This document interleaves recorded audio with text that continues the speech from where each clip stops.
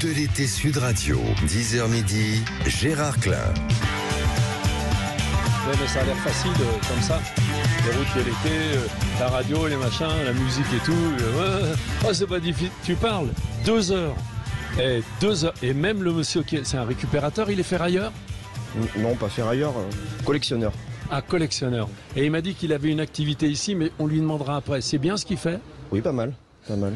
Il y a longtemps qu'il a l'activité? L'activité, je pense que c'est l'activité principale, vous voulez dire? Oui. Ouais. Ça fait 3 ans. Ça fait 3 ans. Ouais, ça fait 3 ans. Ah ouais, 3 ans. 3 ans seulement, ouais. Et alors donc vous ou toi, c'est pas la peine de vous voyer les gens alors qu'on se tutoie depuis 2 jours, on va dire. Tu es le propriétaire, le patron de l'endroit ici. Oui, je suis un des propriétaires, on est 3. Alors, explique exactement la structure, les travaux, comment on est accueilli, etc., etc. Donc, nous, on a repris en juillet 2021. On a fait la suite de Thierry, notre prédécesseur, qui était fermé à cause de confinement. Voilà. Donc, on a fait quelques travaux avant de rouvrir, et on a ouvert le 10 juillet 2021. Donc, chez nous, on fait de la viande, principalement de la viande locale. On essaye de se fournir très localement. Comme on va le voir un peu avec quelques-uns de nos invités, enfin de vos invités, de nos invités. Ouais. On cuit tout au feu de bois, sur un barbecue. Ah oui? Oui, dans la cuisine. Là, il a plu, c'est pas grave? Non, mais c'est dans la cuisine, donc même l'hiver, vous pouvez déguster de la viande cuite au feu de bois chez nous. Oh là là. Et tu viens d'où? Ou vous venez d'où? Alors, moi, je suis né à Paris. Donc j'ai grandi à Paris, mais originaire de Buja, toute ma famille y est. D'ailleurs, on a un petit lien avec monsieur le maire. Je suis toujours venu en vacances ici, il y a quelques années, une bonne quinzaine maintenant, j'ai décidé de quitter Paris et de venir m'installer en Corrèze. Mais tu faisais quoi à Paris? Électricien. Je suis électricien de formation. Et je suis revenu en Corrèze pour quitter la grande ville. Voilà, c'était un premier choix de vie, et après j'ai enchaîné quelques boulots, et juste avant de reprendre le restaurant, j'étais au conseil départemental. Pour faire quoi? Plein de choses. Avant de quitter, c'était service communication, donc j'étais préposé à faire des photos, des vidéos, quelques objets promotionnels. Voilà. Les roll-ups, ça s'appelle, les trucs qu'on a derrière. Exactement. Et alors le monsieur donc qui récupère, on rigole depuis ce matin, c'est monsieur le maire, on va dire. Ouais. Donc c'est lui. Depuis combien de temps? Eh ben écoutez, ça fait juste 3 ans là. Hein. Ah ouais, ça fait pas longtemps. C'est récent. Ah non, je suis un tout nouveau dans le métier là. Ah ouais. Ouais, c'est un métier particulier. Hein. Assez. Alors il paraît que les gars, au bout de 1, 2, 3, 4 mandats, ils connaissent toutes les combines. Ouais, même avant. Même au bout de quelques années, on arrive vite à prendre le pli. Il n'y a pas de combine quand on est maire. Qu'est-ce qu'on peut faire? Si, on se débrouiller à trouver de l'argent en fait. Ah, absolument. Alors ça, c'est le gros boulot là de l'année, c'est pour les projets, les dossiers, les subventions, aller taper aux bonnes portes. Ah, c'est difficile. Aller solliciter, notamment le département qui nous soutient depuis le début. Et alors Bastien, par exemple, qui vient s'installer, il vient de Paris, etc. Est-ce qu'il est aidé? D'abord, est-ce qu'il est bien accueilli par les gens? Est-ce que c'est pas? De toute façon, il sera parisien toute sa vie, non? Bah non, t'es d'ici. Non. Il doit être parisien. Comme il vous l'a dit. Bon, je pense que je l'ai vu naître. Ah oui? Oui, absolument. Hein. Et puis donc mon fils et Bastien ont des grands-parents qui sont frères et sœurs. Vous voyez, donc on est... Ah mais vous êtes plus que une grande famille. Je savais pas du tout. D'accord. Si. Non, mais c'est pas évident de venir de Paris, on va dire. Ouais. Moi, je le sais, je le vis, je l'ai vécu, je le vis toujours. En Auvergne, moi, je suis parisien. Point. Et toute ma vie, jusqu'à ma mort, je serai un Parisien. Un Parisien. Et pourquoi est-ce qu'il y a toujours cette étiquette? Mais lui, il est né à Paris, mais Bastien, c'est l'inverse. C'était un Bujacois qui était à Paris. Ah ouais. C'est plutôt le... Oui. Après, pour être considéré parisien, il faut se considérer soi-même parisien, je pense. Et moi, je me le suis jamais... Voilà, il s'est jamais intégré à la capitale. D'accord, mais les gens qui sont dans la région parisienne, on va dire, sont considérés quand même comme des Parisiens. Au bout d'un moment, c'est bon. J'ai cette chance de ne pas être considéré comme parisien. Non. Même en travaillant, je me souviens à Paris, il descendait quand même tous les week-ends. Oui. En voiture, donc vous voyez, c'est... Tous les week-ends, Non, mais ça se voit. Comme quoi, il est d'ici, il est attaché à ici. Les Corréziens, bien sûr, c'est un vrai Corrézien. Ouais. Et alors, sans nul doute. Corrèze, donc, vous avez du bois, beaucoup? Ah bah oui, 62% de la surface de la commune, c'est du bois. Ah oui, et alors, c'est la principale j'ai vu industrie des tas de maintenant. bois. Moi, Oui. je suis un maniaque du tas de bois. Je trouve ça très beau. Un tas de bois, c'est graphique, c'est vraiment très très beau. Donc, j'ai vu ici en me déplaçant. Nous, on a une cheminée, on fait du feu. Je sais pas si c'est interdit ou permis. Puis je m'en fous un peu. On fait du feu dans une cheminée, quoi, en Oui, hiver. on va généralement, dire. souvent. Voilà. Souvent, oui. Et là, il y a des tas de bois. Pardon, je vous tourne le dos. Magnifique. Ouais. Mais en bout d'un mètre Oui, et tout, l'exploitation de la forêt. bien rangé. Mais j'ai vu du peuplier, il me semble. J'ai vu des tas de peupliers. Ça m'étonne. Oh, dans les coins humides, un peu de peuplier, mais Ouais. c'est quand même pas l'essence essentielle du. Et le bois de chauffage, ça vaut cher ici, en 1 mètre, par exemple? Le ster, Oui. oh, il a dû monter peut-être pas mal, là, surtout l'année dernière, avec la flambée des prix sur l'électricité. Bah, la flambée des prix Peut-être pour bien le bois, c'est un peu 150 normal. euros le ster. Combien? 150 euros le ster. Non. Si. 150 euros le ster? Oui. Bon, non. Le ster de bois, ça vaut 50, ça vaut 60 maximum. Ah non, pas du tout. Si, moi, dans mon coin, non. j'ai des potes qui le Ah ouais vendent. Ah oui, Ah non, ça a 60. flambé, là. Hein. Ah non. Ah non, Oh. bah, ça, moi, je m'en vais tout de suite, là, tiens. C'est du bois. Plie les gaules et on s'en va. C'est pas Ça- du bois sec, c'est du bois mouillé que vous Non, brûlez dans c'est la du bois cheminée. sec. Non, c'est du chêne et charme. Ouais. Ah Moi, ouais. je peux vous en trouver chêne et charme. Je vous le fais à 60, je gagne 10. Et je livre. Il faut l'amener. Il faut l'amener en Corrèze. Et le transporter, voilà. Non, mais Là, je veux on dire, connaît des gens dans nos... transporter, couper, hein. Ouais, transporter coupé, il n'y a pas de problème.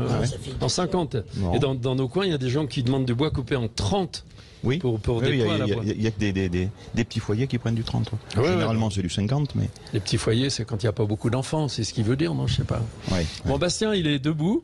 Nous, on est tous assis. Il y a 2 femmes à ma droite. Je vais dire quand même qui elles sont parce que c'est pas sympa.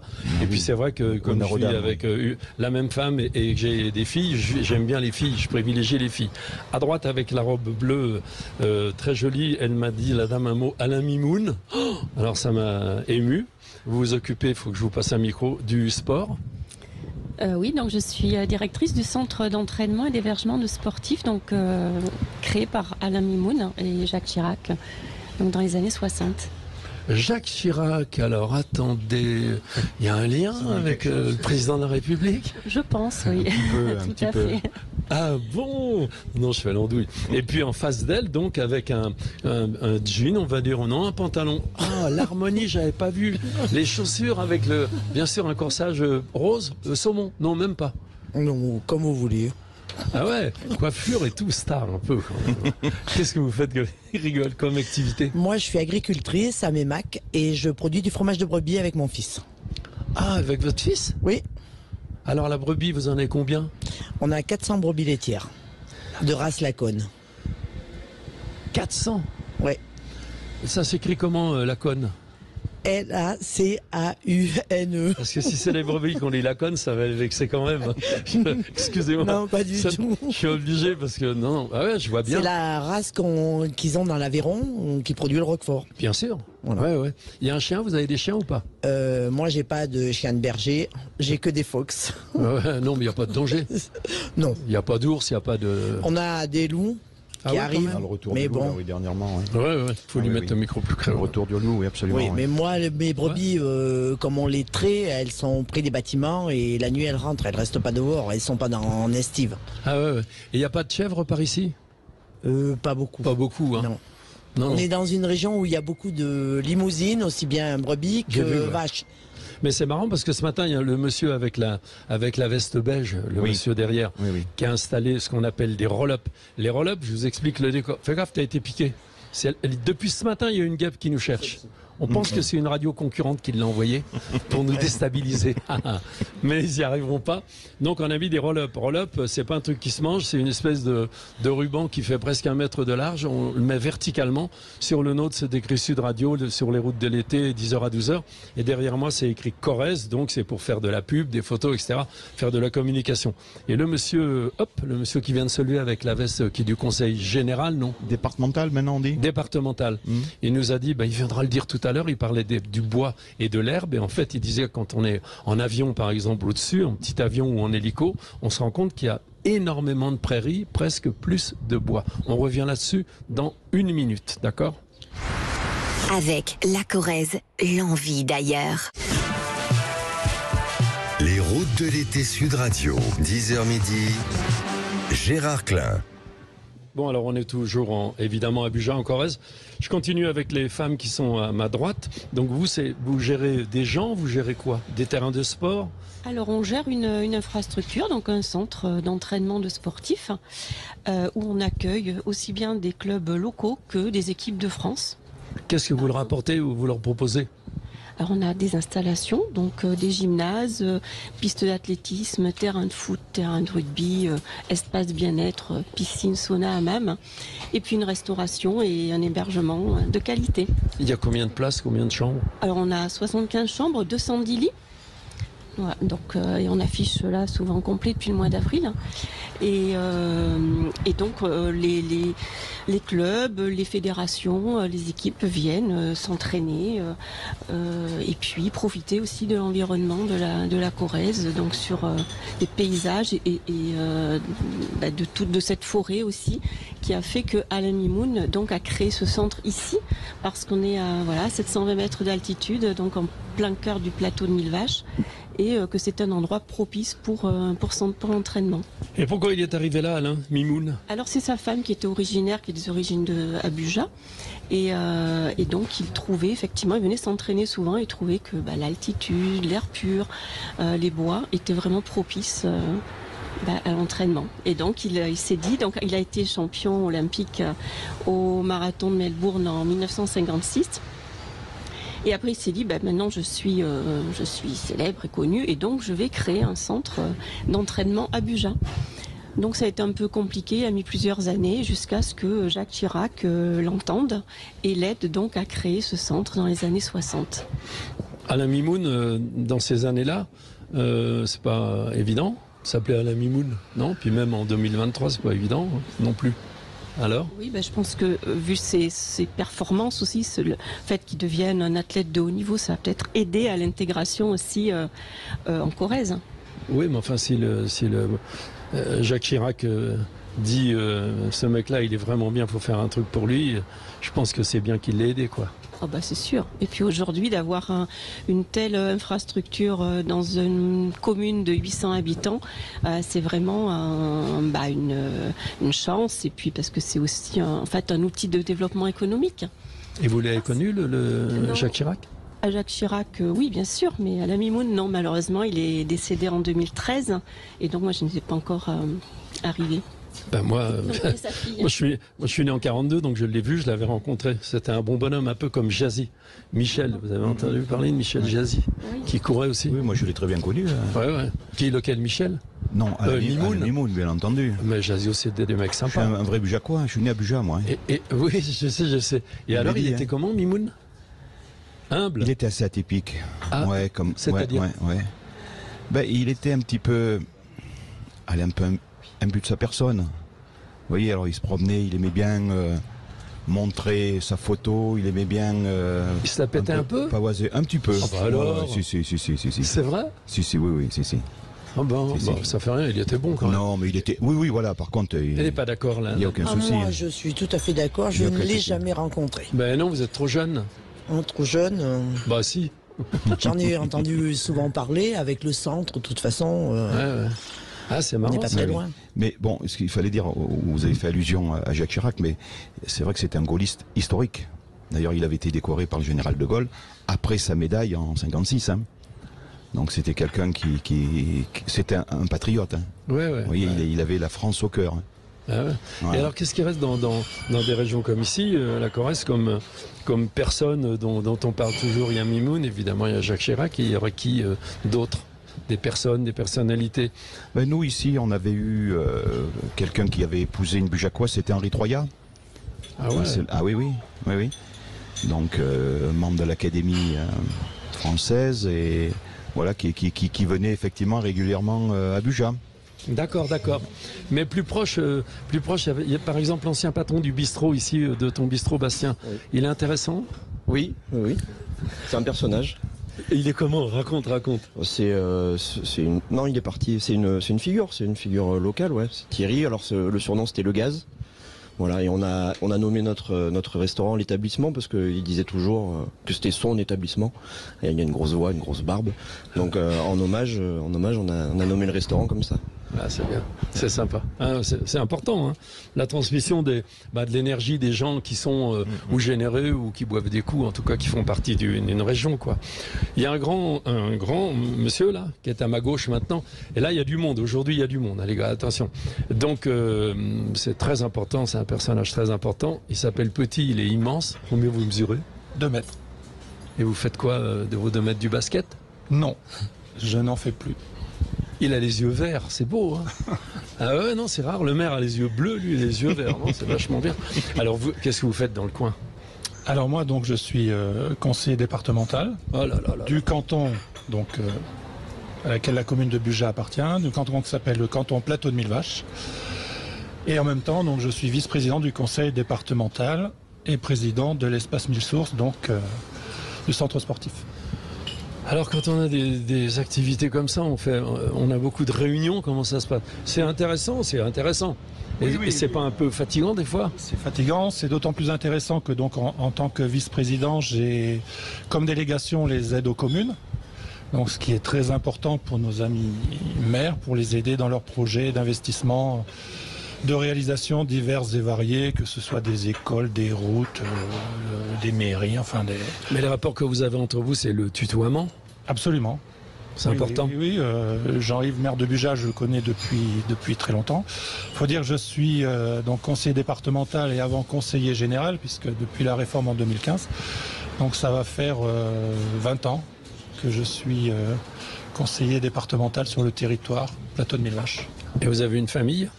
Oui, je ne suis pas marié mais j'ai pas d'enfant. Et en même temps je suis maire d'une petite commune voisine.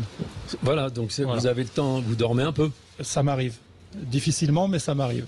Et à part ça, vous aimez faire quelque chose quand même? Après, ça c'est une fonction, après j'ai une activité professionnelle effectivement. Donc je travaille au ministère de l'Agriculture et voilà, mais en direction régionale, donc à Limoges. Et alors vous ne pourriez pas me pistonner? En fait, je veux faire un truc. Non, vous allez voir. Pour être éleveur, c'est pas... Non, j'ai déjà donné, j'ai fait pendant 10 ans des salaires, la plus belle vache du monde. Non, mais la limousine. C'est la limousine la plus belle. Voilà, je sais. Je savais bien. Après, je savais bien la limousine. Non, je rigole. Pour la viande. Et non, je voudrais essayer de faire un truc. C'est tout bête, hein, ça a à voir quand même avec l'agriculture. Une carte de pêche, c'est 100 €. Oui. D'accord? Oui. Beaucoup trop cher. Le bonhomme, il a 70 ans, 75 ans, n'importe qui. 100 €, c'est vraiment beaucoup. Un jeune qui a moins de 18 ans, pour 100 €, il va s'acheter autre chose qu'une carte de pêche. Le mec, il s'en fout complètement. Avec 100 €, il va s'acheter un bout de portable ou n'importe quoi, ou des choses qu'il aura le nez dans son écran. D'accord? Comment est-ce qu'on peut faire avec les fédérations de pêche pour faire en sorte qu'à 75 ans, les vieux, c'est gratuit? Non, mais c'est vraiment sérieux en plus. Et avant 18 ans, c'est gratuit. Peut-être que ça pourrait attirer des gens plus jeunes au bord de l'eau, au bord des rivières. On peut dire que la qualité des rivières en général, elle s'est améliorée malgré tout. Oui, en Corrèze, on n'a pas trop de difficultés sur ce point-là. Vous avez des eaux de qualité. Ah ouais. Oui. La Vézère est relativement poissonneuse. Voilà, en plus on a une rivière, on a la Vézère et la Corrèze, donc, qui sont très poissonneuses et qui sont des eaux de très bonne qualité. Et il y a des pêcheurs, il y a des gens. Et il y a des pêcheurs, oui. Et sur Bugeat, il y a une association locale donc de pêche. Donc il faudrait voir avec le président peut-être un tarif préférentiel pour les seniors. En fait, j'ai un pote qui bosse au chasseur français et qui connaissait le président de la Fédé, donc j'ai essayé de faire ça. Ça fait longtemps que je veux faire ça, ça fait des années. Mais je suis têtu et ça serait quand même vachement bien. 75 ans, ça va pas ruiner la fédération de pêche. Bon, on peut demander. Ma grand-mère, elle me disait, faute de parler, on meurt sans confession. Donc il vaut mieux continuer à parler. Il y a une carte senior à la SNCF, il pourrait y avoir une carte senior pour les pêcheurs. Ouais, bien sûr. 100 €, c'est beaucoup. Hein. Ouais. Pour aller, en fait, 6, 7, 10 fois à la pêche, on y va. Après, quand on a une passion qu'on aime. Quand on a une passion, 100 €, c'est pas à l'année. Non, mais c'est trop cher quand même. Ouais. Par principe, je trouve ça beaucoup trop cher depuis que... Bon, c'est pas grave.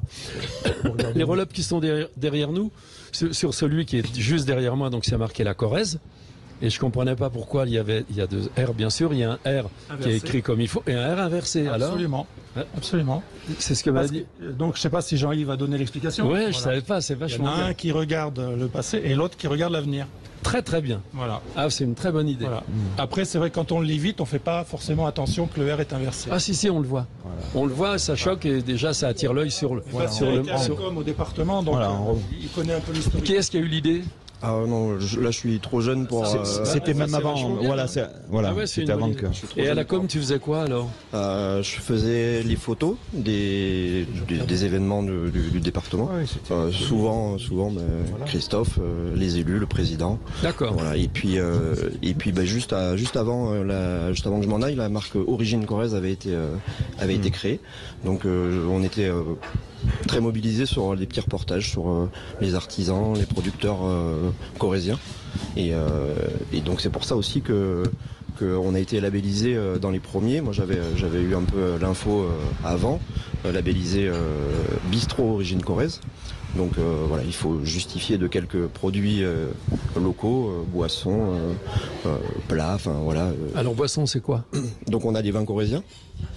Nous on vend du Mille et une pierres, on vend le vin qui s'appelle Pierrot et on vend du Gamade. Donc les coteaux de la Vézère, c'est autour de Brive, voilà. Ah ouais, j'ai pas vu. Voilà. Ah, d'accord. On vous le fera goûter tout à l'heure. Ouais, et les viandes. Les viandes. Alors chez nous, actuellement à la carte, on a de la côte de bœuf, limousine évidemment, du filet aussi. Pas de salaire, hein. Filet, tu le manges cuit ou cru? Pas trop cuit. Carpaccio. Tartare, ça nous arrive de faire du tartare. Ah ouais, mais un carpaccio de filet, c'est bien aussi. Mais, Cru, la viande elle est meilleure crue, moi. Toutes les viandes, même le veau, on peut faire avec les veaux que vous avez ici. Vous pourriez faire des carpaccio de veau. On fait du veau nous, mais du veau avec une cuisson de nuit, donc on les cuit sous vide toute une nuit et après on les grille au barbecue juste avant le service. Je veux bien goûter ça. Ouais, c'est un problème. Et on a aussi de l'agneau. L'agneau, pour le coup, l'agneau il vient très localement puisque c'est à des amis qui habitent à Saint-Mer. Qui ont leur ferme à Saint-Mer, c'est deux jeunes qui ont repris l'activité de leurs parents, Baptiste et Justin. Et voilà, on leur achète des agneaux et on les cuisine. D'accord, ok. Alors dans une minute, je reviendrai aux brebis avec vous pour savoir la question triste. Qu'est-ce que vous en faites quand elles ont fini les brebis, travailler, donner du lait, etc., etc. Dans une minute, pas maintenant, je laisse durer un petit suspense. À tout de suite. Les routes de l'été Sud Radio, 10h midi, Gérard Klein. À Buja, en Corrèze, il a plu, c'est bien, il a plu beaucoup cette nuit ou pas? Un petit peu quand même. Ouais. Un petit peu, oui, on a connu un bel orage sur les coups de 4 heures du matin, oui. Très bien. Ah, oui. Ça va faire un peu d'herbe pour les filles, pour les brebis? Oui, on a gâté cette année par rapport à l'an dernier, on a de l'herbe, il pleut à peu près tous les 3-4 jours, donc... c'est bien. Oui. Et alors les brebis, elles ont un homme, elles ont un copain Elles ont plein de béliers. Ça, c'est cool.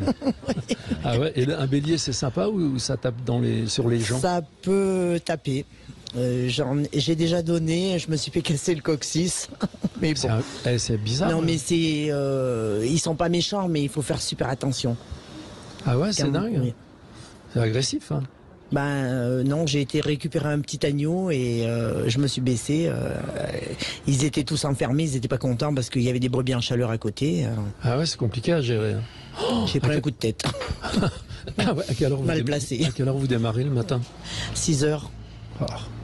Tous les jours? Là, à cette période, parce qu'il fait chaud, donc on traite de bonne heure.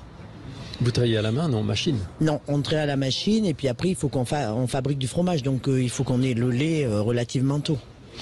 100 grammes de fromage, ça fait combien de lait? Avec 1 litre de lait, on fait un fromage de 300-400 grammes, mais ça dépend à la période, en début de lactation ou en fin de lactation, c'est compliqué. Pour les tomes, il nous faut plus de lait. Et on fait un autre fromage, la Faute des Bergères, qu'on a créé avec des collègues et qui ne se fabrique qu'en Corrèze. Qui est affiné sur des paillons. Lactation, combien de temps elle dure? Entre 5 et 6 mois. Et alors, pour la fin de lactation, quelle est la différence entre le début, le lait premier lait? Il est super gras, il n'y en a pas beaucoup, mais il est super concentré. On arriverait à faire un fromage avec la moitié d'1 litre de lait, à peu près. Ah, d'accord. Ouais. Mais c'est plus compliqué à gérer. Après, on a du mal à l'affiner parce qu'il y a trop de matière grasse à l'intérieur. Ça coule. Ah, c'est bien ça. Ah, il y a trop de matériel. Ah, c'est marrant qu'en fin de lactation, ce soit comme ça quand même. Mais si vous voulez, nous, on n'a pas, comment dirais-je, c'est pas régulier. Il y a de l'herbe, il n'y a pas d'herbe. Voilà. L'alimentation, donc, il faut qu'on modifie très très souvent. C'est très compliqué à trouver quelqu'un pour faire du fromage. Il faut le voir, regarder, tout un tas de trucs. Et vous avez qui? Vous avez vous pour faire le fromage et qui d'autre? Et mon fils qui a fait un BTS à Aurillac, lui en technique fromagère. Et on a un salarié à mi-temps. Ah ouais, c'est beaucoup. En fait, des gens qui mangent un fromage, ils n'imaginent pas que c'est scientifique, de la science et du travail. Si vous voulez, nous, on part du début, de l'agnellage, du lait, le fromage, la vente, puisqu'on fait beaucoup de ventes en direct. On fait beaucoup de marchés l'été, les marchés de producteurs les soirs, organisés par la Chambre d'agriculture de la Corrèze. Donc on a la paperasserie, l'administration, les contrôles. Et il y a des contrôles sans arrêt. Hein. Oui. Le pire, c'est compliqué. C'est compliqué. Vous avez les cellules, on dit aussi, comme pour les vaches dans le lait? Non, c'est pas ça. Il y en a, oui. Si. Oh. Mais ça, on met aussitôt qu'une brebis est malade, elle est mise de côté. Elle est plus traite. Ça, c'est à bannir. Moi, je suis très animalière, donc je soigne mes animaux, mais je les mets dans un coin, elles sont pas traitées. Et ça, les services l'administratif, il a du mal à comprendre qu'on puisse garder des bêtes, mais qu'on les traite pas. De toute façon, tout animal qui a eu des antibiotiques, c'est pas compliqué, le lait ne caillera pas. Donc ça sert à rien de le mettre à la traite. Hein. Mais j'ai pas envie qu'elle crève, donc je les soigne. Donc elle se soigne toute seule, elle reste. Non, c'est moi qui fais un peu le vétérinaire parce que le vétérinaire ça coûte beaucoup d'argent. Bah ouais. Donc, et on les met de côté jusqu'à ce qu'elles puissent être abattues après beaucoup plus tard. D'accord. La fin de la vie, de toute façon, on les mange. Alors moi j'ai une partie de mon cheptel quand je trouve qu'elles n'ont pas suffisamment de lait, j'ai une voisine qui fait de la brebis, je lui vends toutes ces brebis là. Comme ça lui a permis de s'installer, avec des brebis à pas trop cher. Elle fait de la viande, elle. Donc la brebis a suffisamment de lait pour nourrir des agneaux, mais pas nous pour faire du fromage. D'accord, donc elle vend et les agneaux. Voilà, elle vend de la viande. Alors c'est vrai que ça paraît affreux quand même de tuer des animaux, mais un chevreau ou de l'agneau, c'est vachement bon. Oui. Oui, non, mais bon, après, il faut quand même être conscient que c'est comme chez les êtres humains, les animaux, ça meurt. Ah oui. Puis bon. C'est compliqué avec beaucoup les gens de la ville parce qu'ils se sont vraiment éloignés de la campagne et ils ont perdu tous ces trucs. Ah, vous pouvez parler de ça m'intéresse. Bien sûr. Les gens nés en ville ou vivant en ville toujours, toi c'est pas pareil. Je parle à Bastien. Ont perdu le contact avec l'eau, avec l'herbe, mais pour eux c'est compliqué. Ils vont au supermarché, 1 litre de lait c'est dans une brique. Le poisson il est pas né et tout comme ça. Donc après c'est pas de leur faute. Hein. Non. Je suis d'accord. Donc après moi on essaie de faire beaucoup de communication avec les gens, de leur expliquer le pourquoi de la cause, pourquoi les agneaux c'est comme ça, on garde notre renouvellement, nos agnelles. Après le reste on est obligé de le vendre. Moi sur 400 brebis j'ai à peu près 600 agneaux donc je peux pas les garder tous les ans. Sans ça il va falloir que je pousse les murs à quelques moments. Et alors vous croyez qu'un jour les villes elles sont beaucoup en surpopulation quand même? Moi, en roulant avec une vieille voiture, comme ADS, j'évite de prendre les autoroutes parce que 130 à l'heure, je peux pas, puis je veux pas. Donc, je traverse des villages sur la nationale qui m'emmène de chez moi vers l'Auvergne, par exemple, vide, le village. Mais vide, tout est fermé. T'as plus une épicerie, un machin, un bistrot. Vide. Qu'est-ce qu'on pourrait faire pour ça? Est-ce que vous croyez qu'un jour, des gens des villes, entre guillemets, auront le désir d'aller respirer autrement? Depuis des années, moi je dis en Auvergne, là où on va toujours, je dis à plein de gens, je radote, hein, mais viens, l'air est pur. Déjà, ils rigolent. Et l'eau du robinet, je leur dis, l'eau du robinet, tu peux pas savoir. Elle est bonne et tout. Et ils rigolent. Donc, qu'est-ce qu'il faudrait faire, docteur?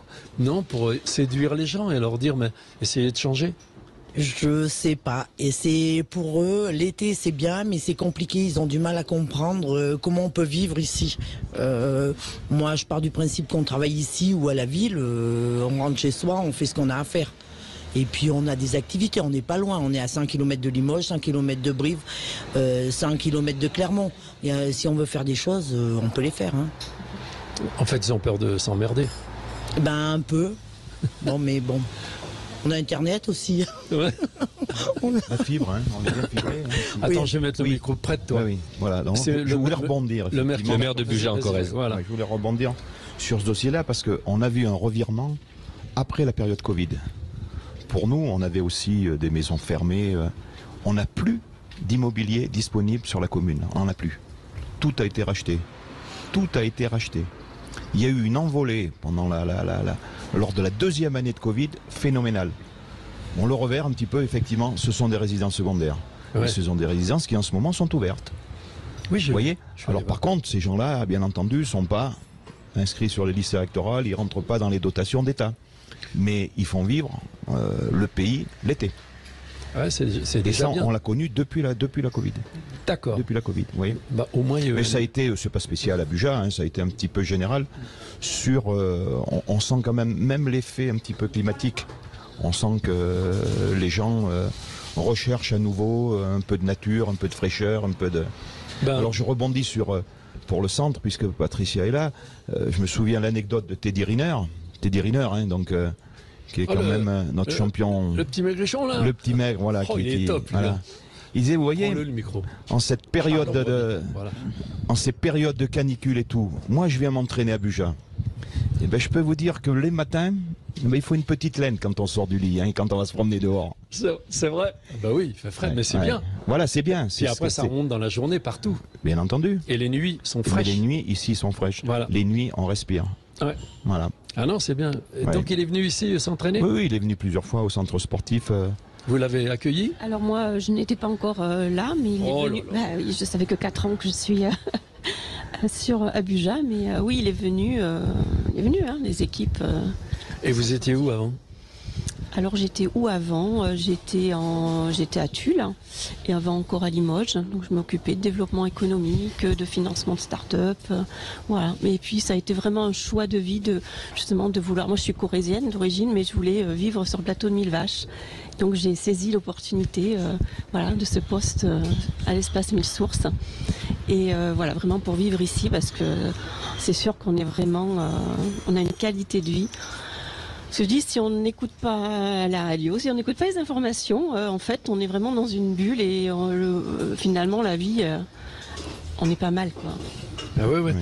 Et comment on fait venir des sportifs, monsieur le maire? Alors, le sportif, alors non, alors là, il faut il va falloir se retourner, effectivement. Oui, non, mais je veux dire, le maire doit intervenir. Ou vous, mais chaque fois que. général, vous intervenez. Oui. Non, sûrement. Et puis... Oui, mais c'est surtout après notre directrice qui fait un travail remarquable en termes de communication, puisque effectivement, en plus, l'espace Mille Sources, donc à la Mimoun, est labellisé pour les JO de 2024 pour, si je me trompe, 4. Le judo, la boxe, voilà. Ouais.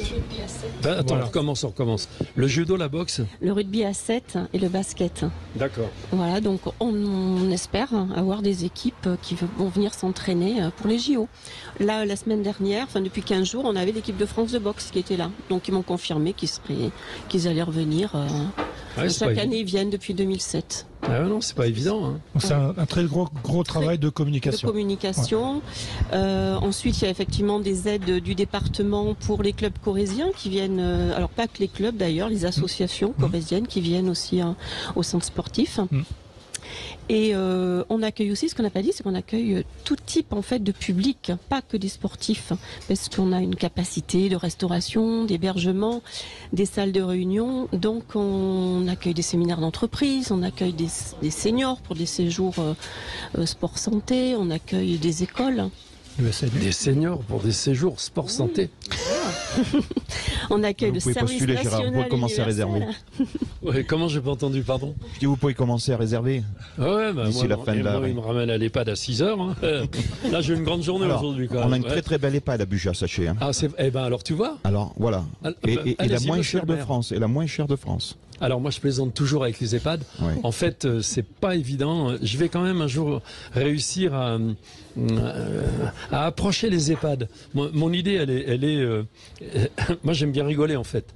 Et je trouve que dans tout discours s'il n'y a pas de la rigolade, c'est pas un bon discours. C'est ennuyeux. Pour moi, les gens sérieux, c'est les gens qui rigolent, en fait. Les gens qui travaillent sérieusement, c'est ceux qui se marrent. Ceux qui se marrent pas, danger. Faut même pas les voir. Tout à fait. Je rejoins là-dessus. Vraiment, tu vois. Et les EHPAD, ça m'intéresse vraiment parce que beaucoup de gens, on voit des images des fois à l'EHPAD, tu vois, puis tu vois un vieux, une vieille, on peut dire vieux. Âgé, c'est quand on est en forme. J'ai regardé dans le dictionnaire. Vieux, c'est quand on est un peu en moins bon état. Et donc des fois, tu vois des vieux dans les EHPAD, mais ils s'emmerdent. Et puis après, je me dis, mais peut-être que la dame qui est là et qui s'embête, ou le bonhomme qui s'embête, peut-être que toute leur vie ils sont emmerdés. C'est possible. Il y a une attitude, l'ennui dans la vie. Ouais. Ça commence pas à 85 ans.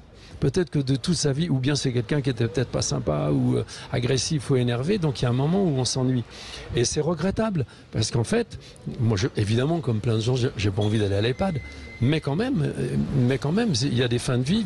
Il faut penser que la mort, elle comme dit Hugues Offray, mon vieux pote, l'autre jour, il me dit, ça nous tourne autour. Je répète ça tout le temps, mais il me fait rire quand il dit ça, quand même.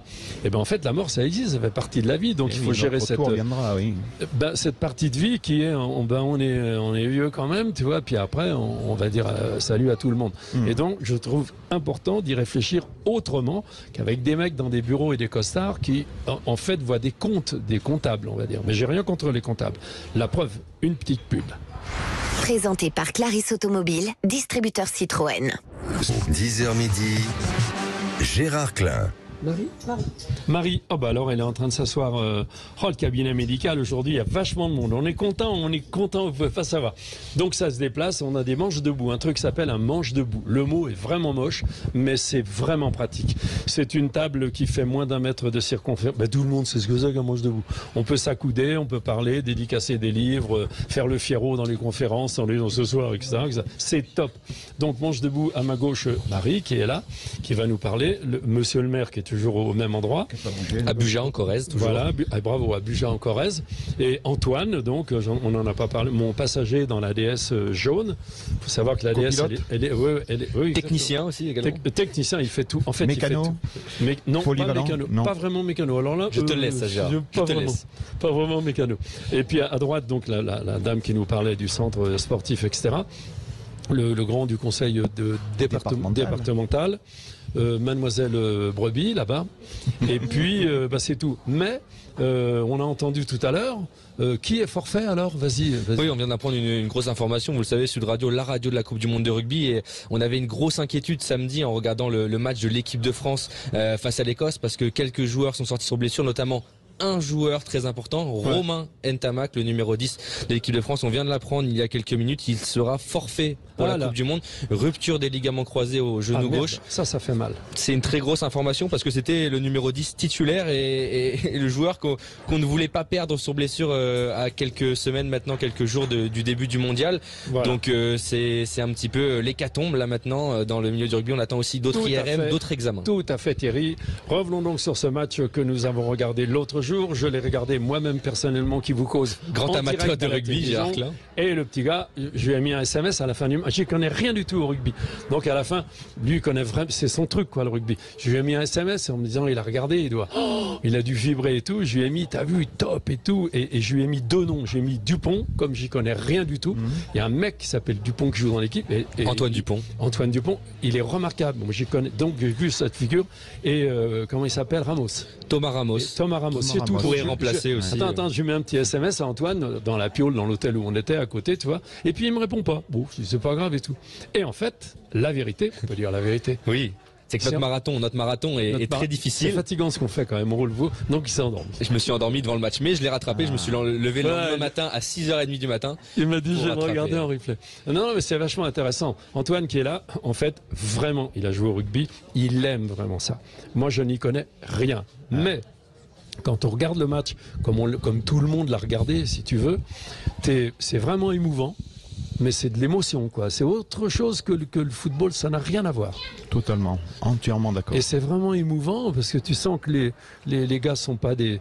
je vais dire un truc, c'est pas de la violence. Ça n'a rien à voir. Non. En fait, c'est physique. C'est physique, c'est du combat. Mais le sous-jacent, il n'y a pas de méchanceté, de violence. Non. Comment il s'appelle celui dont je t'ai parlé, qui faisait des gestes à la fin du match, il fallait que les Français fassent aucune connerie, quoi. Parce que sinon, il se faisait. Ah, 27-27, c'était délicat. Hein. C'était vachement serré. Hein. Et donc, comment il s'appelle celui, je t'ai dit, le mec, il est large. Winnie Antonio, joueur du Stade Rochelet. Pour éviter, c'était vachement gentil. Il avait des gestes, mais comme ça, des tout petits gestes et tout. Et quant à Ramos, pour moi, c'est un violoniste. Ramos, c'est extraordinaire. Il a le nez fin. Quand il va taper, en fait, il y a 2 grands poteaux. Même vous qui n'y connaissez rien comme moi, vous voyez les grands poteaux. On a marqué un essai et après, avec le ballon, tac, faut le faire passer entre les poteaux. Mais c'est 40-45 mètres, c'est pas à côté. Hein. Et le monsieur Ramos, j'aimerais vraiment le rencontrer. Donc il est joueur du Stade Toulousain. Au ralenti. Dans sa tête, tout est au ralenti, tout est fini. On le voit bien fixer les poteaux, l'air entre les poteaux, il est complètement ralenti et d'un seul coup il démarre. Mais il court pas du tout. Ses pieds, ses pas sont en ralenti et plaf, à un moment ça part. Ouais. Et à chaque fois il est bon. Eh ben, rien que pour ça, je me suis. Par contre, alors là il y a un truc absolument monstrueux, c'est qu'on est sur un stade, donc j'étais évidemment devant la télé. Tu es sur un stade, tu vois les gens, la foule et tout. Et autour du stade, il y a des pubs qui passent sur des écrans télé. Mais qui sont les enfoirés qui mettent des pubs, quoi? C'est les partenaires souvent, ceux qui mettent de l'argent. Attends, c'est bon. Il faut pas tout mélanger, l'argent à tout le temps, quoi. L'attention des gens, elle est captée par des groupes de mecs qui font un truc. C'est de la musique, hein, ce qu'ils font quand même. Et là, autour de toi, dans tes yeux, à la télé, tu vois, ça passe, c'est vert, c'est rouge, c'est jaune. C'est scandaleux. Ah, je trouve ça inadmissible. Pour du pognon, quoi. Mais quelle influence on va avoir chez les gens comme moi, je suis en train de regarder un match. Alors, il y a la banque, machin, les trucs, mais je m'en fous, quoi. Mon cerveau, il est pas là. Et alors, est-ce que c'est vraiment utile de déranger et c'est un irrespect total pour les gars qui sont dans l'herbe, quand même. Irrespect total. C'est comme si les mecs jouent devant toi Non, moi, je dis ce que je pense. Hein. Oui, non. C'est comme si les gars sont en train de faire un match de rugby devant toi, tu vois. Et puis toi, tu parles à ton pote à côté parce que tu t'en fous complètement. Moi, ou tu regardes ton portable. C'est le rugby qui m'intéresse, ces écrans-là, je les vois pas. Ah, mais quand même, t'es obligé de les voir. Et en plus, je suis tellement happé par le jeu, par la phase. Mais même. Mais j'y porte pas attention. Ah, non, la Corrèze, c'est une terre de rugby aussi, parce que pas très loin, il y a un grand club, Brive-la-Gaillarde. Tu vois, il s'en fout, je parle des pubs. Antoine, il s'en fout complètement. Mais non, parce que nous, ce qui nous intéresse, c'est le sport, en fait. Non, on est d'accord. Attends, Antoine, on est parfaitement d'accord. On peut avoir du recul sur les choses dans la vie. Le sport t'intéresse, moi aussi, c'est formidable.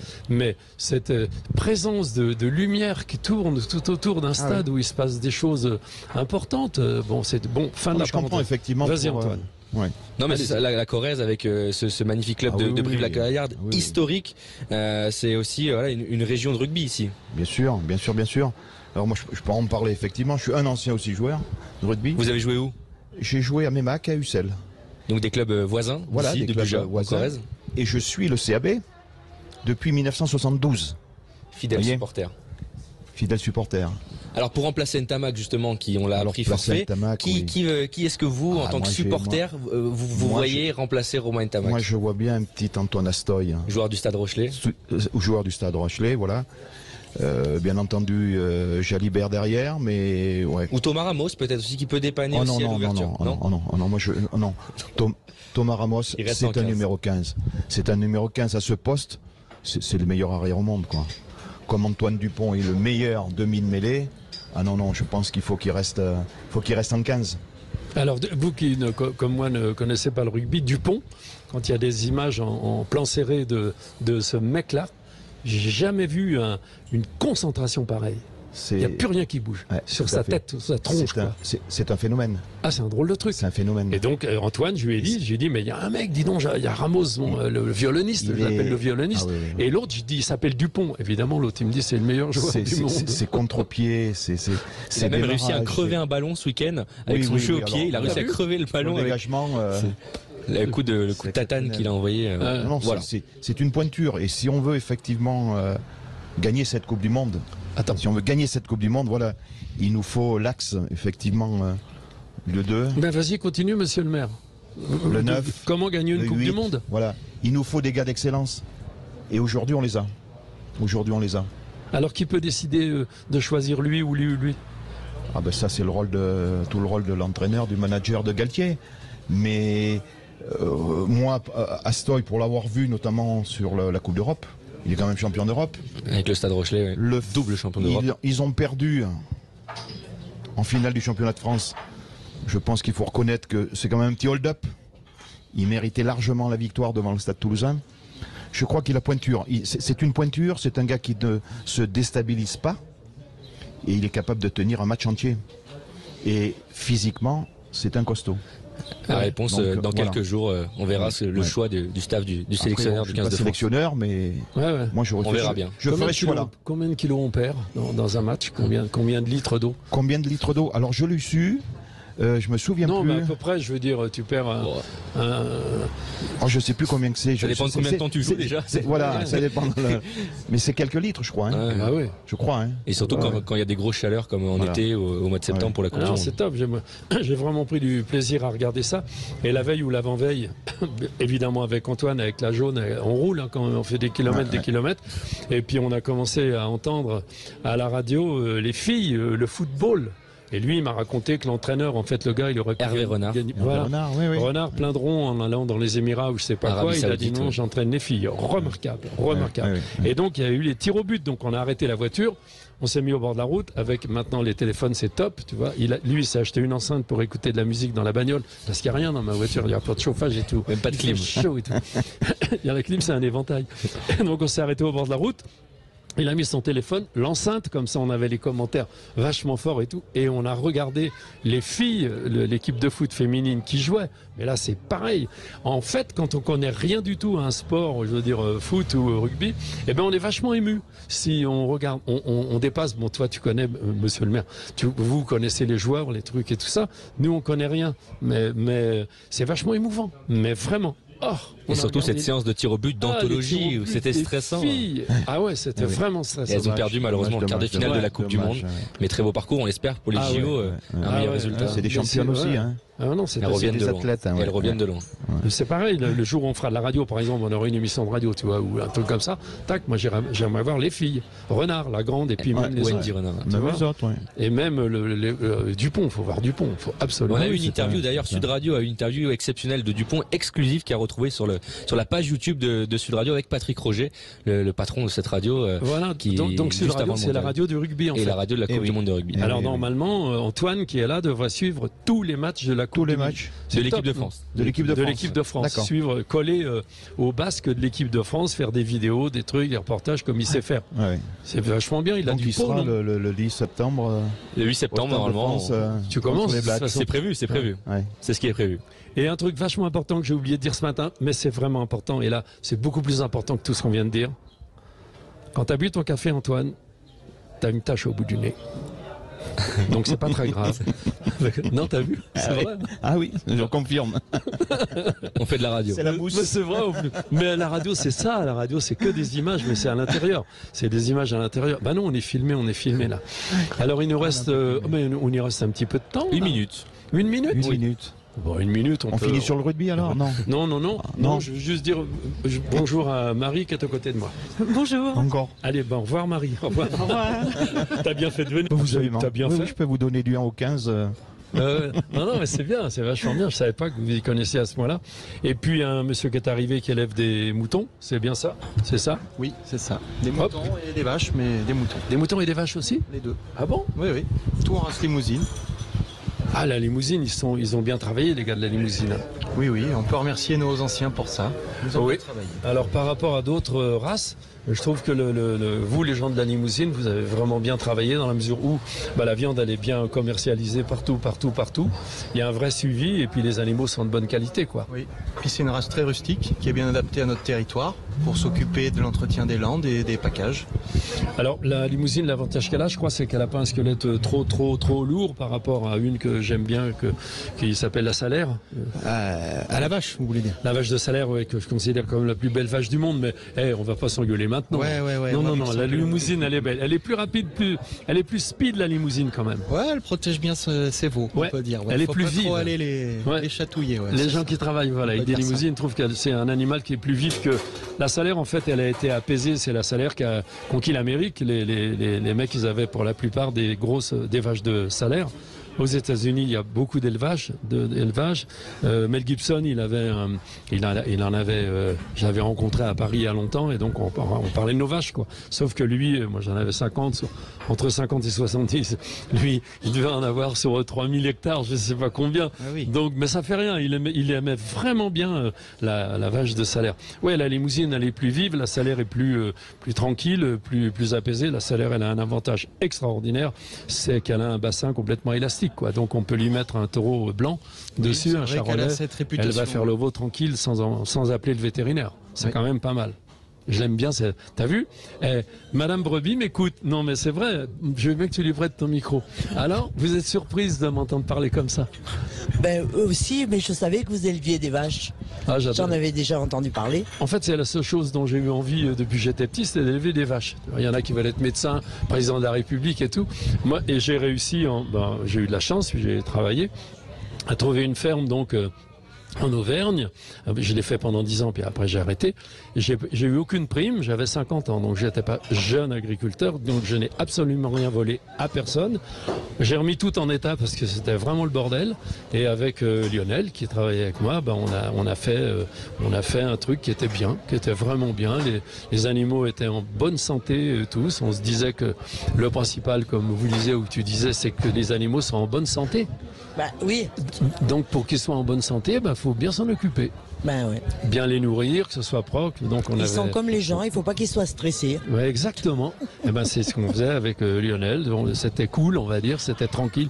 Il n'y avait pas de bruit, on tapait pas dans les cornadis. Il y a les cornadis pour les vaches, tu sais, où elles sont enfermées pour manger de manière égale, parce qu'il y en a qui mangent plus vite que d'autres, etc. Voilà, j'adore ça.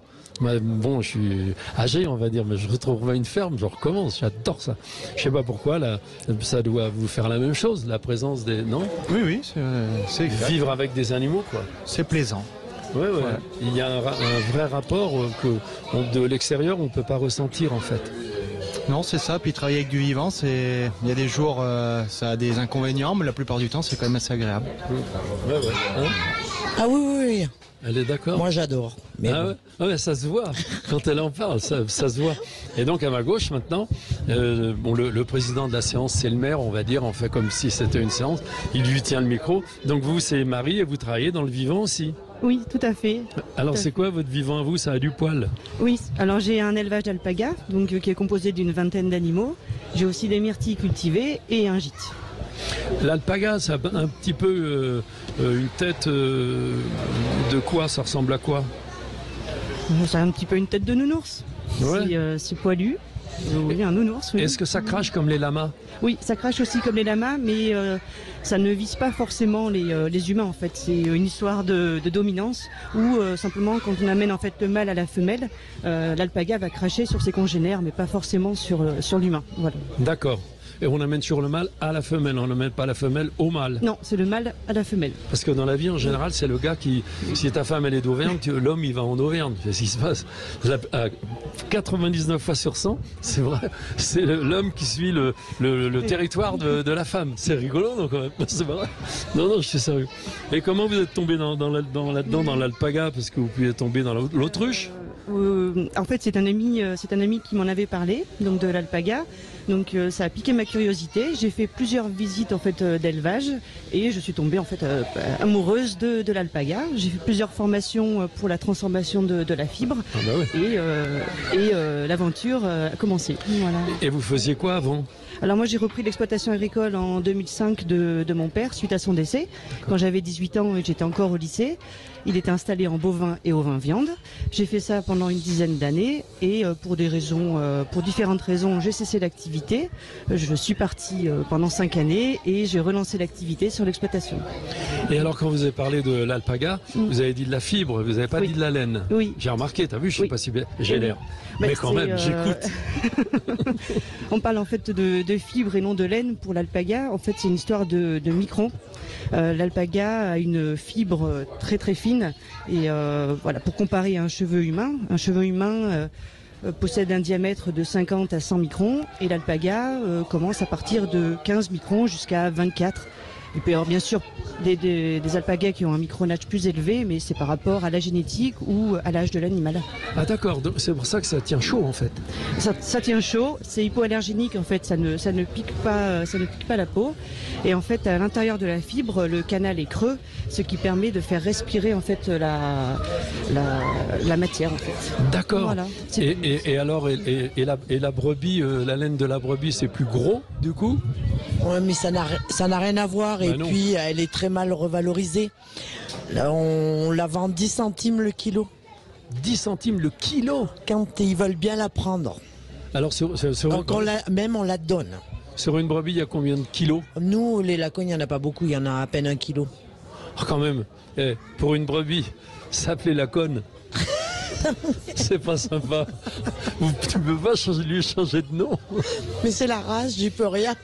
Ah ouais, moi je serais à la maison, je dirais la couille, mais je suis pas à la maison, je vais pas le dire, tu vois, un nom plus rigolo. La conne, c'est dur. Bonjour madame, vous appelez comment? Ah ouais. Et alors, moi je vais pas raconter ça parce que c'est con. Pendant un moment, donc je suis glandeur professionnel en fait. Ma famille le sait.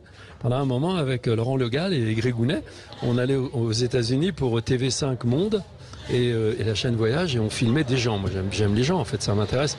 Et donc, on leur expliquait, en France, on leur disait, vous savez, la brebis, elle fait mais comme ça, et la chèvre, elle n'a pas du tout le même bruit. Et c'est vrai, elle a le même cri. Une chèvre, une brebis, ça pleure, ça fait un peu mais. On est d'accord? Oui. Que la chèvre, c'est vachement plus agressif. La chèvre, elle fait un truc comme ça, qui claque davantage. Moi, je sais, elle rigole. Ouais. Non, mais oui, la chèvre rigole, ouais, on peut le dire. Mais oui, la chèvre, elle est moqueuse. Que la brebis, elle est tellement cool, la conne. Et là, c'est AUN. Oh, c'est bête, hein, quand même. Elle rigole, je suis bête, hein. Même mes filles, elles me le disent. Surtout Frida, ma petite fille, elle me dit oh, Pépé, elle me fait. Eh ben, je savais pas du tout que la fibre était aussi fine sur l'alpaga. Et combien vous avez d'animaux? Alors moi, j'ai une vingtaine d'alpagas et 3 petits qui sont arrivés là, ces derniers jours. Ah, ça doit être joli. Et il y a un mâle? J'ai 6 mâles. Ah la vache, ils s'entendent bien? Oui, ils s'entendent bien. Là, les 6, il n'y a pas de concurrence, ils s'entendent très bien, oui. Très très bien. Ah bon, ils doivent écouter la radio. Ben, on va leur mettre une petite pub alors. Avec la Corrèze, l'envie d'ailleurs. Les routes de l'été Sud Radio, 10h midi, Gérard Klein. Oui, merci. Alors donc Buja en Corrèze, message personnel Leclerc, bonjour à tous les gens qui m'ont accueilli dans des espaces culturels. Bonjour à vous et merci encore et salut Gaspard et salut évidemment Eddie Lipson, c'est un pote, je vous en parlerai. Alors là, lui, il est exceptionnel. Il s'appelle Eddie Lipson. Évidemment, c'est pas son vrai nom. Et il est drôle. Alors le mec est vraiment très drôle. Mais très très drôle. Bon, hein, on en parlera une autre fois. Là, on est revenu donc toujours avec... Oh, bah, attends, tu vas aller ressortir les trucs. Avec Marie qui vient de sortir de son cabas. Non, mais c'est bon. Toutes différentes productions d'alpaga, on va dire, et des fruits. Mais je voulais juste parler avec le monsieur des vaches. On était parti sur la limousine et qu'est-ce qu'on disait? Ah, le lait.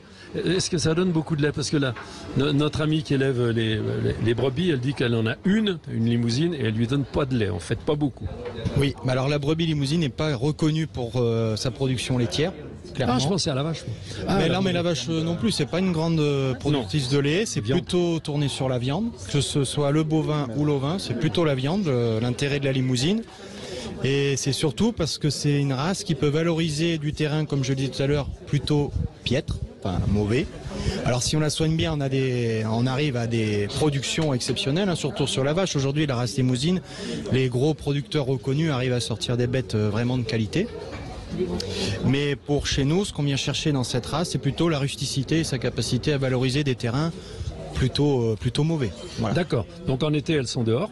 Voilà, exactement. Printemps, été, dehors, quand l'herbe a poussé, elles sont dehors. On peut même dire presque toute l'année pour ce qui est de la vache. On les rentre quand? Un petit peu quand même en hiver? Ça peut arriver, si on a la place, on les rentre, mais sinon elles se débrouillent très bien toutes seules dehors. Il faut juste la fourrager en conséquence. Ouais, c'est ça. Et l'eau, ça les la pluie, je veux dire, ça les... Ah non, en fait, la vache limousine de moins 15 à plus 20, ça lui va très bien. Ce qu'elle aime pas, c'est sûr que les précipitations et le vent, c'est pas ce qu'elle préfère.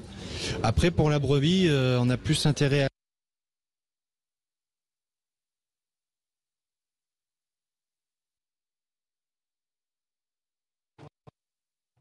Sud Radio, les routes de l'été. Vous êtes toujours avec Gérard Klein. Gérard Klein à bord de sa DS jaune qui vous fait visiter la France. On est dans la Corrèze, sur les terres d'Alain Mimoun et de Jacques Chirac. Alors vous avez entendu, peut-être c'est normal, ça peut arriver. La DS a calé, mais ne vous inquiétez pas parce qu'elle va revenir dans quelques instants. À tout de suite sur Sud Radio. Présenté par Clarisse Automobile, distributeur Citroën. Sud Radio. Sud Radio. Parlons vrai. Parlons vrai. Sud Radio. Parlons vrai. Ce serait génial que ma fille continue le basket l'année prochaine, ça lui fait tellement de bien. Bah ouais, et il y a le passeport qui fait du bien à ton budget. En plus, il n'y a rien à faire, hein. Si ta fille est bénéficiaire du passeport, tu vas recevoir automatiquement un mail du ministère des Sports avec un code. Tu donnes ce code à son club à la rentrée et hop, moins 50 € sur inscription. Ça marche pour tous les sports. Le passeport est un dispositif ouvert aux bénéficiaires de l'ARS, de l'AEH, de l'AAH et aux étudiants boursiers de moins de 28 ans. Pour en savoir plus, rendez-vous sur sport.gouv.fr/pass-sport. Passeport, faites entrer le sport dans votre vie. Lorsque Sophie ouvrit son colis Amazon, ses yeux s'illuminèrent. Cette prise en main parfaite, ces différentes vitesses de brossage. C'était la brosse à dents électrique de ses rêves à un prix si bas qu'elle ne put résister. Ça mérite bien 5 étoiles. Des super produits et des super prix. Découvrez nos super offres dès maintenant sur Amazon. T'as acheté un Big 4 couleur Shine à Lucie chez Bureau Vallée? Oui, et alors? Moi aussi j'en voulais un, il est trop beau. Alors figure-toi que le stylo Bic 4 couleurs Shine avec son effet métallisé est à moins 50% chez Bureau Vallée, soit 1,49 € le stylo au lieu de 2,99 €. 1,49 € le Big 4 couleur Shine? Moi aussi je vais aller m'en prendre un, et même deux tiens. Bureau Vallée, on met la barre très haut et les prix très bas. Offre valable du 7 au 19 août. Voir conditions et magasins participants sur bureau-vallée.fr. Carrefour. Si je vous dis bière et cidre. À servir bien frais. À consommer avec modération, évidemment. Et si je vous dis qu'il y a 34% d'économie créditée sur votre carte Carrefour des 10 € d'achat sur les bières et les cidres. Chérie, il est où le limonadier? Et c'est jusqu'à mercredi dans vos hypermarchés Carrefour et leur drive. C'est ça le défi anti-inflation. Carrefour. Hors promotion, offre limitée à l'achat de 6 produits. Détails sur carrefour.fr. Pour votre santé, attention à l'abus d'alcool. Hollywood vous accompagne sur ce long trajet avec vos enfants. C'est ma place! Pour qui les vacances ont déjà bien commencé. Mettez-vous dans votre bulle, restez concentré et roule, ma poule. Hollywood, mâchez, ne rien lâcher. Pour votre santé, évitez de grignoter. Il ne reste plus que 3 matchs de préparation avant le grand rendez-vous de la quête ultime. Sud Radio, la radio de la Coupe du Monde de rugby, derrière les Bleus le 12 août pour le 2e match test de l'été contre l'Écosse depuis Saint-Étienne. Retrouvez Daniel Herrero, Alexandre Priam et tous les consultants Sud Radio pour suivre chaque seconde de rugby derrière les hommes de Fabien Galtier. France-Écosse, le 12 août à partir de 21h en direct sur Sud Radio, la radio de la Coupe du Monde de rugby. Avec la Corrèze, l'envie d'ailleurs. Les routes de l'été Sud Radio, 10h midi. Gérard Klein. Les routes de l'été avec Gérard Klein, Antoine Mazère, toute l'équipe de Sud Radio qui sillonne, qui arpente les routes de France à votre rencontre sur Sud Radio. On est dans la Corrèze aujourd'hui sur les terres, je le disais, de Jacques Chirac et d'Alain Mimoun. Et tout de suite, on est avec Gérard Klein. Voilà, on a été Vous avez déconnectés. Bon, non, on a été déconnectés, mais ici, on a une telle activité entre les fruits. C'est quel fruit? C'est des myrtilles cultivées. Et la variété, c'est des chandeleurs, là. Oh là là là là, il y en a 2 barquettes énormes, ça fait au moins 700-800 grammes les deux. Donc, monsieur le maire de Buja est toujours là. Sélection de rugby, il connaît tout. Elles sont délicieuses. Hein. Voilà, Marie, donc, qui élève des alpagas, qui a un cabas rempli de produits, de choses à montrer et à vendre. Ensuite, à ma droite, on a Madame la brebis. Madame... Oui, pardon, excuse-moi. Pardon. Vas-y. Je m'appelle Annie. Bon, alors on a Annie, ouais. C'est une rigoleuse hein, quand même. Ah ouais, c'est très très bien. Et puis ce monsieur donc qui élève les deux, on va dire moutons et vaches. Voilà. Ça s'entend bien? Oui, ça s'entend bien. À qui vous vendez tout ça? Eh ben, tout ce qui est bovin, nous on vend au marché au Cadran à Ussel. Donc après c'est des acheteurs, différents acheteurs qui enchérissent pour avoir les bêtes. Et les moutons, on a une filière labellisée qui part en Basse-Corrèze. Et après, on a quelques clients, notamment le restaurant pour... Ouais, ça a l'air d'être très bon ici. Hein. Ça, oui, aussi, on va manger là, de toute façon. Ah bah oui, avant de partir, on va manger. Et vous êtes paysan depuis toujours ou bien?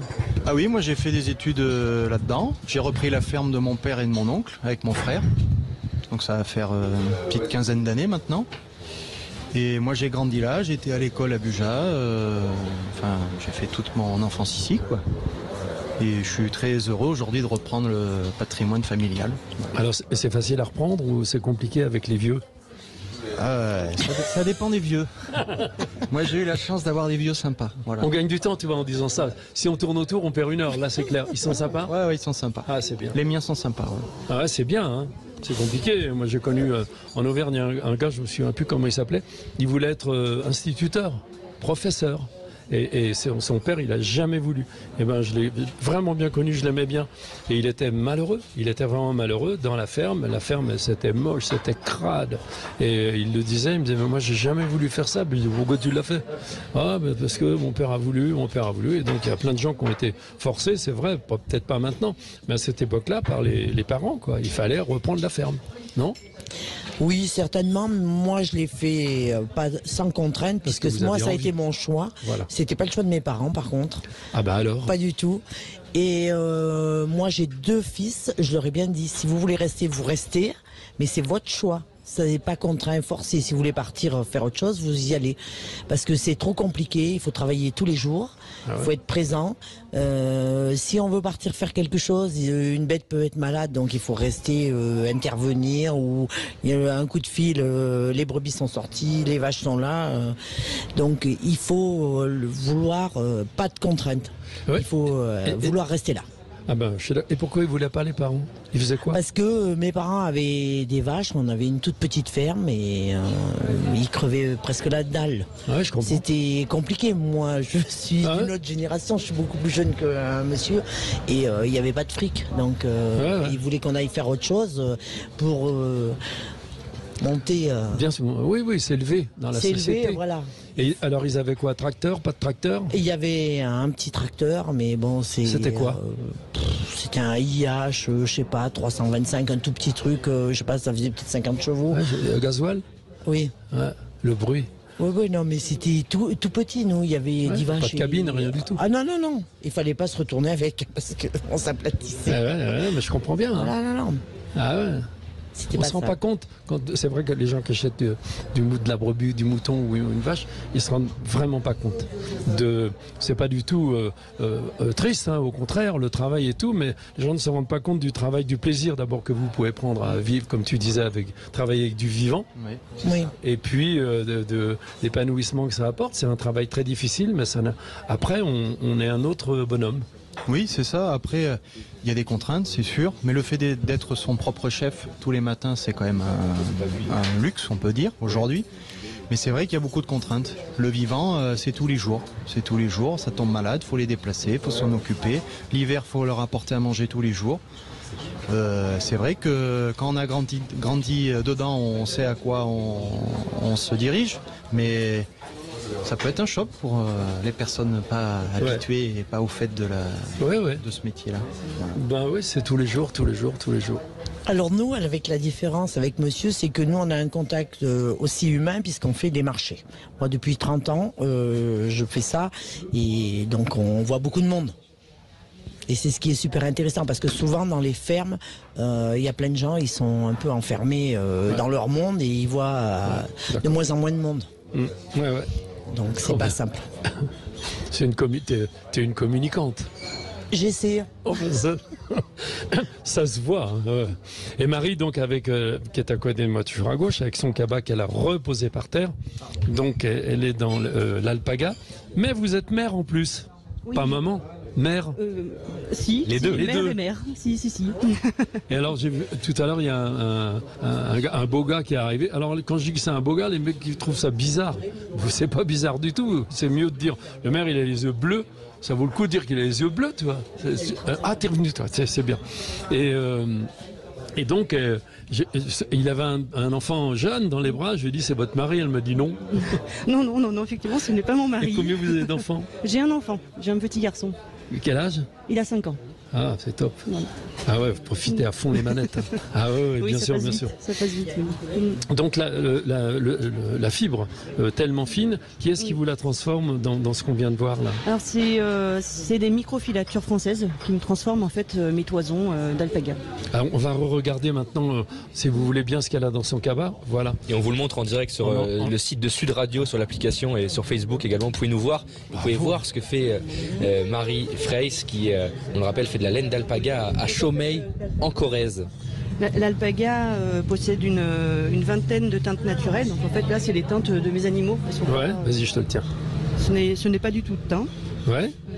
Alors ensuite, on peut mettre le cabas sur le tabouret, ce sera plus facile pour toi. Regarde. Bah, oui, voilà, et puis comme ça on va le passer. On fait une démonstration en direct sur Sud Radio. Qu'est-ce que tu dis? On fait une démonstration en direct sur Sud Radio. Ah, c'est Sud Radio alors? Sud Radio également. Ah d'accord, je savais pas du tout. Je savais pas du tout. Dans l'EHPAD, ils m'ont dit viens. Et ils m'emmènent après, bien sûr. On va y revenir sur les EHPAD. Ah la vache, ça c'est une écharpe? Alors c'est une écharpe. Donc en fait sur l'alpaga il y a 3 catégories. Donc la catégorie 1 c'est ce qui va partir en microfilature et revenir comme ça là, sous forme de pelote ou de cône. Et c'est ce que je vais faire transformer ou en écharpe, en bonnet, en bulle. Et là il y a un téléphone portable. Et un téléphone portable. Pardon. Les clés de la voiture aussi. Oui. Et voilà, donc là c'est les couleurs naturelles de mes animaux. La catégorie 2 et 3, je vais m'en servir pour du matelassage par exemple. Ah mais ça c'est beaucoup plus épais, ouais. Alors du coup là j'ai matelassé en fait cette partie là du sac. Ouais. Et ça permet de valoriser en fait la plus mauvaise qualité de chez l'alpaga en fait. D'accord. Là je le matelasse. Et là c'est un prototype, c'est pour faire des sacoches en fait en feutre. Donc le feutre c'est avec la catégorie 3.